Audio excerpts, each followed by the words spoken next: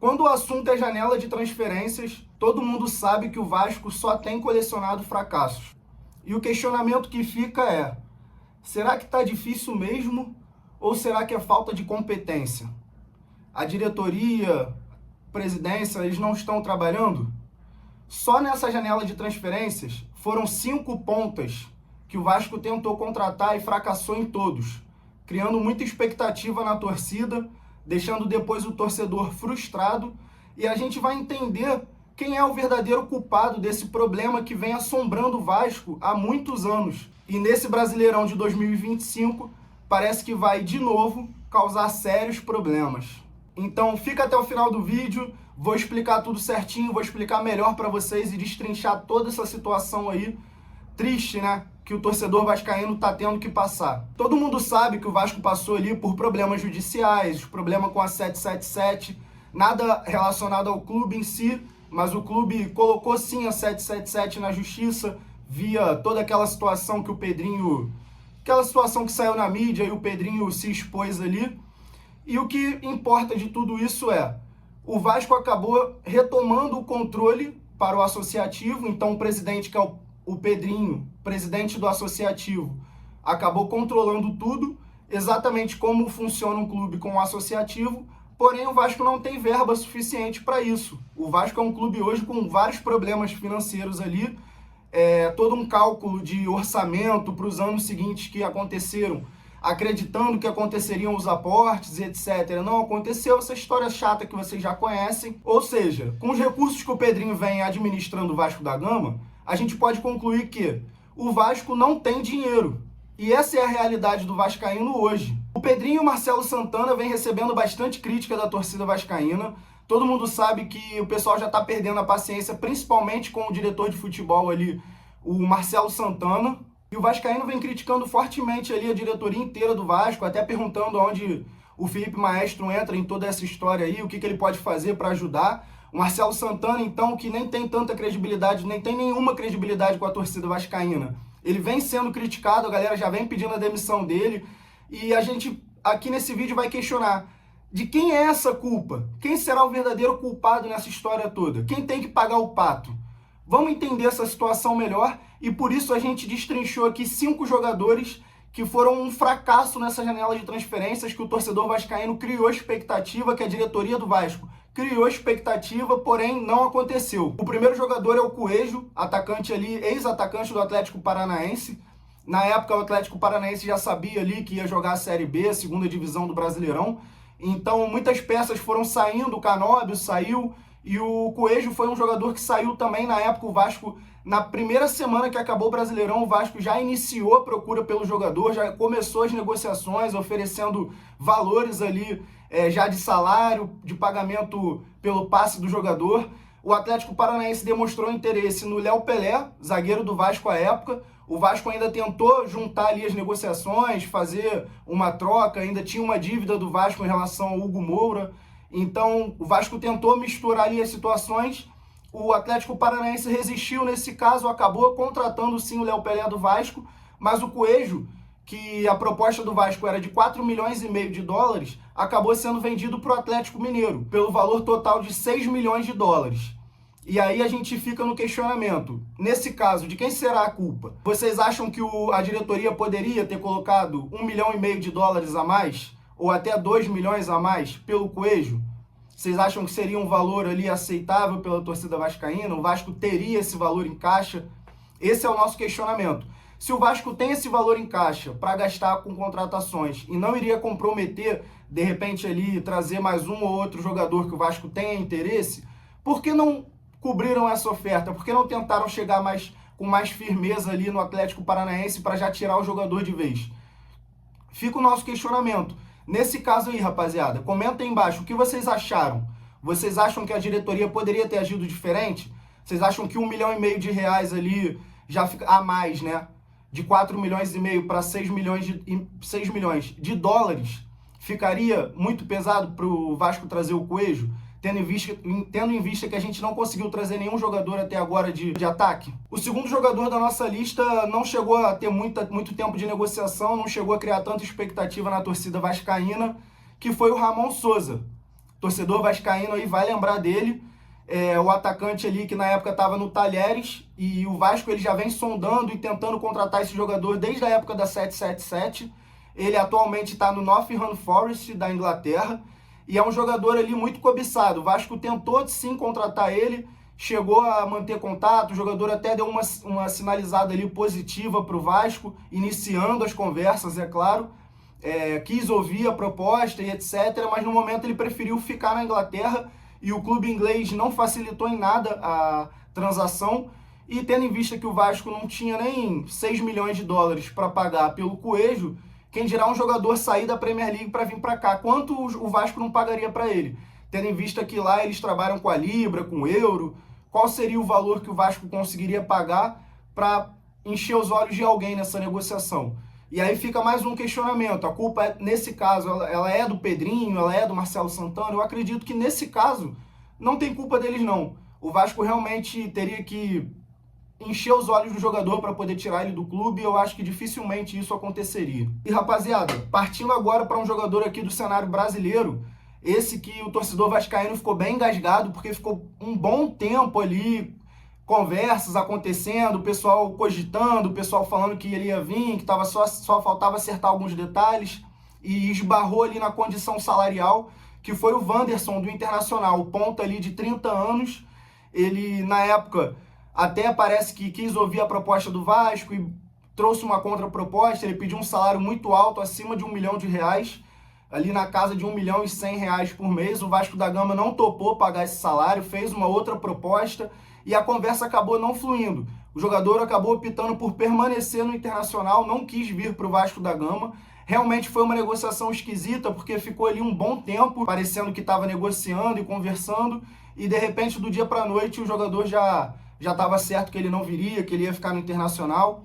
Não sei realmente o que aconteceu nessa negociação, se foi realmente apenas a questão do salário aí, pagar mais de R$1 milhão pelo Wanderson, eu não sei se vale. Mas numa situação de desespero, onde o Vasco já fez isso várias outras vezes, não sei, de repente poderia trazer sim, tendo em vista que a gente paga aí R$1,5 milhão para o Payet, que é sim muito mais jogador do que o Wanderson, mas não entrega tanto pelo Vasco da Gama. De repente pagar R$1 milhão para o Wanderson, ele poderia entregar, quem sabe?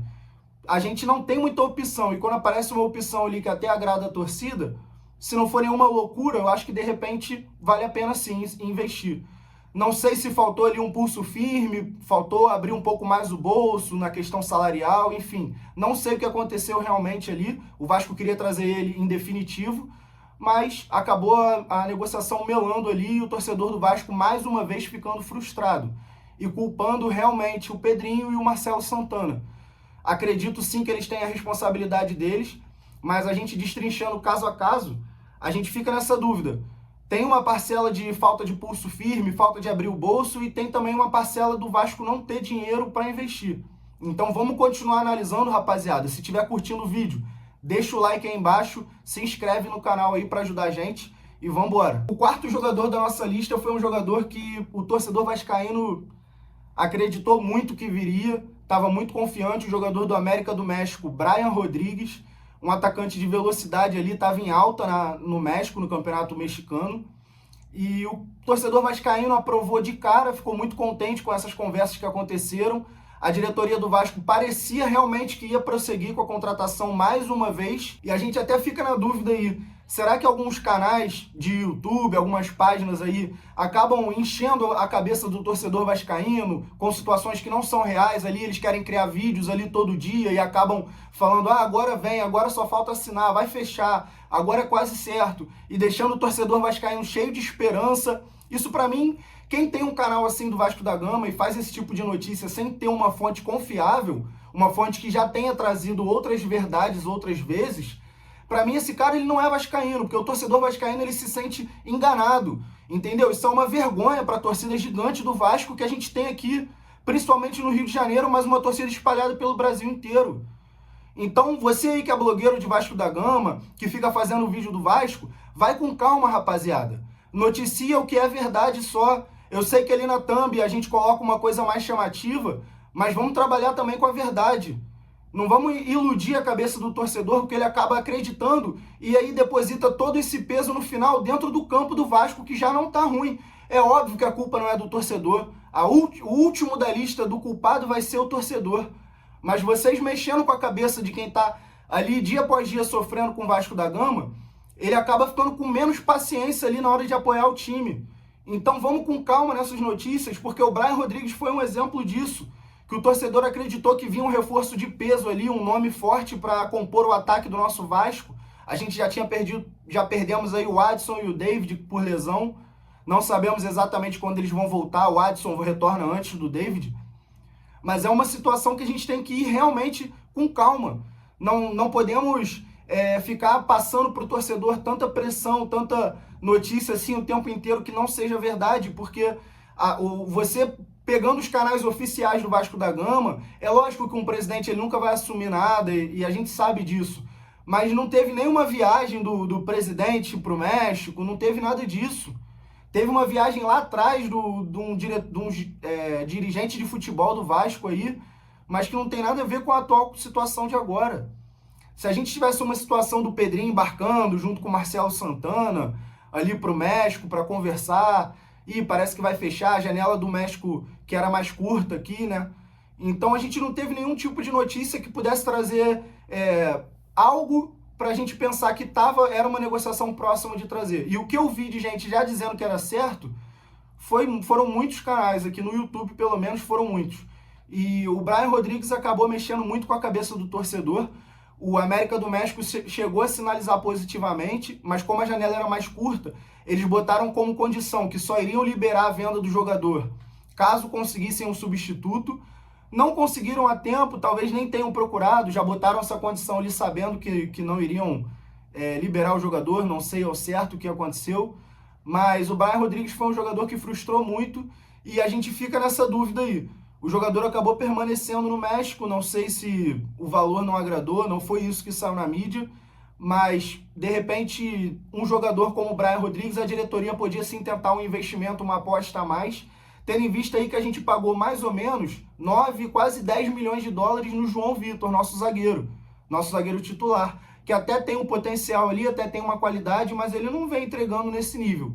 Então, de repente, uma proposta, não de 8 ou 9 milhões, mas de repente uma boa proposta salarial para o jogador, seria um jogador aí interessante para o elenco do Vasco da Gama. Time titular na certa, faria muita diferença no ataque, companhia para o Verratti, que hoje joga isolado, um time que pelas pontas do time ele só consegue apoiar com os laterais.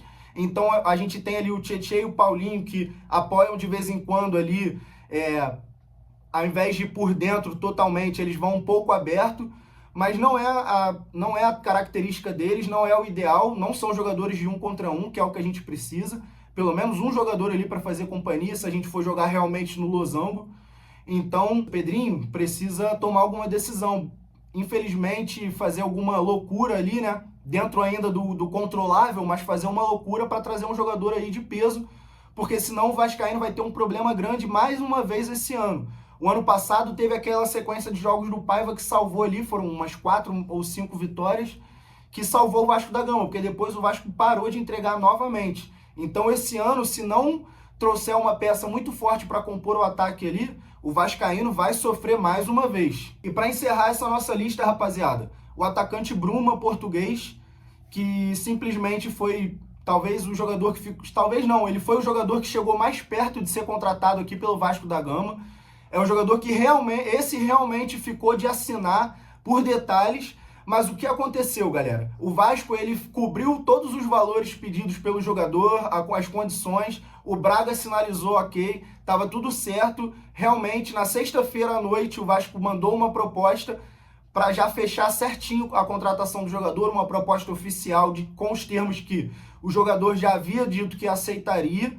Porém, entrou o Benfica e o Porto na jogada, que já estavam ali conversando, mas realmente fizeram propostas oficiais. Mais precisamente, o Benfica fez uma proposta oficial e ele fez exatamente a mesma proposta financeira que o Vasco da Gama fez.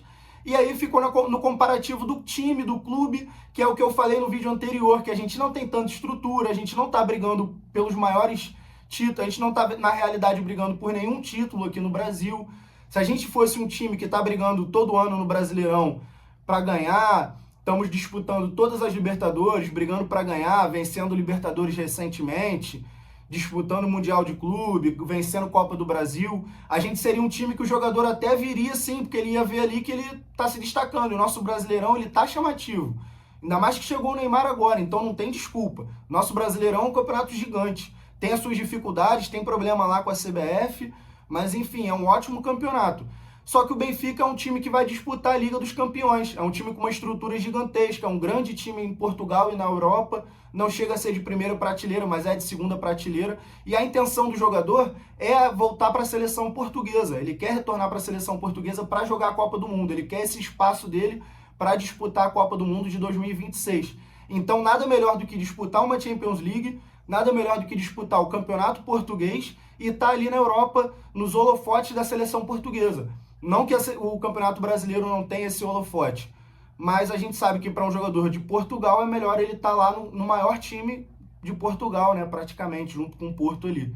Então, assim, rapaziada, foi um problema que o Vasco enfrentou. É triste noticiar isso, mas é a realidade, a gente tem que se contentar. Não temos muito dinheiro para também encher os olhos de jogador nenhum, então vamos com calma. E é isso, galera. A gente precisa ver aí o que o Pedrinho e o Marcelo Santana vão fazer. De repente o Felipe ali ajudando, dando uma dica de algum tipo de scout. Enfim, Vasco não pode contar só com a sua base, que é muito boa, mas não tem como botar essa pressão como fizemos todos os anos, botando pressão nos garotos da base vascaína aí. A gente tem que colocar a galera para subir sem pressão, botar nos melhores momentos ali, botar sem precisar o jogador entregar 100%, porque às vezes é um garoto ali, acaba sendo queimado. Então vamos ver se o Pedrinho e o Marcelo Santana, até o final dessa janela de transferências, vamos ver se eles conseguem trazer um ponta pelo menos. Estávamos falando de 4 pontas aí, um titular ou 2 e o restante para compor elenco ali. Agora a gente vai atrás de pelo menos um ponta.